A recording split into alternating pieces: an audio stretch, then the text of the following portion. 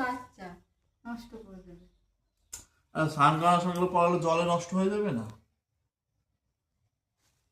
স্নান করানোর সময় চেরি কাজু কিশমিশে মালা পরাবে। ইসকন নাকি সব বিলা ইসকনই হয়।